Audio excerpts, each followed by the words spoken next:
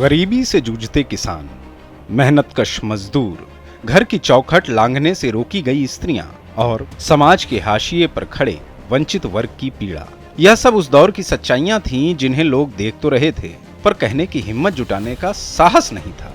किसी की आंखों में आंसू थे तो किसी की हथेली पर घाव। समाज की इन समस्याओं पर सवाल तो उठते थे लेकिन जवाब खामोशी में दब जाते थे। तब इन अनकहे दर्दों को एक कलम ने शब्द दिए। यह कलम केवल लिखती नहीं थी बल्कि समाज की धड़कन सुनती थी, उसकी पीड़ा को महसूस करती और उसे अमर कथाओं में बदल देती थी। यह वह दौर था जब साहित्य अधिकतर मनोरंजन या कल्पना का संसार माना जाता था, लेकिन इस कलम ने साहित्य को जमीनी सच्चाइयों का आईना बना दिया।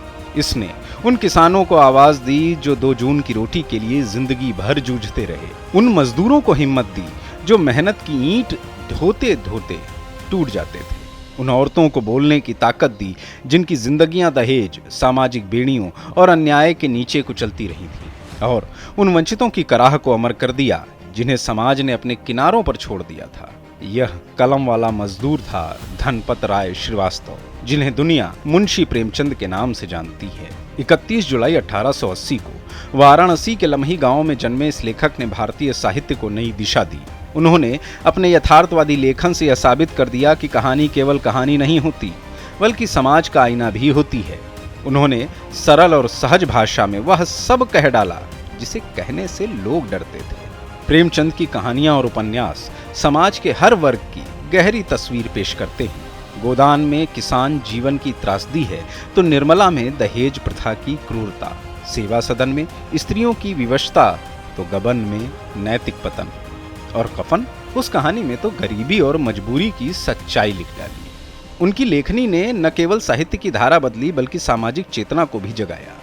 वह स्वयं आर्थिक कठिनाइयों से जूझते रहे मगर कभी समझौता नहीं किया, लेकिन विडंबना यह रही कि जिसने करोड़ों लोगों को आवाज दी वही लेखक अपने जीवन के अंतिम वर्षों में बीमारी और निर्धनता से जूझता रहा।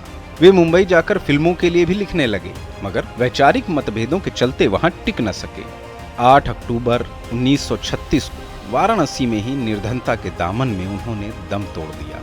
उनका जीवन सादगी, संघर्ष और समर्पण का प्रतीक था।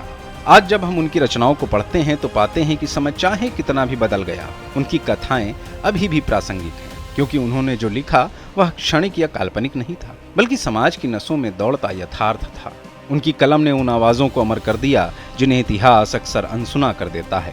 यही वजह है कि मुंशी प्रेमचंद सिर्फ साहित्यकार नहीं बल्कि भारतीय समाज की आत्मा के प्रवक्ता कहे जाते हैं।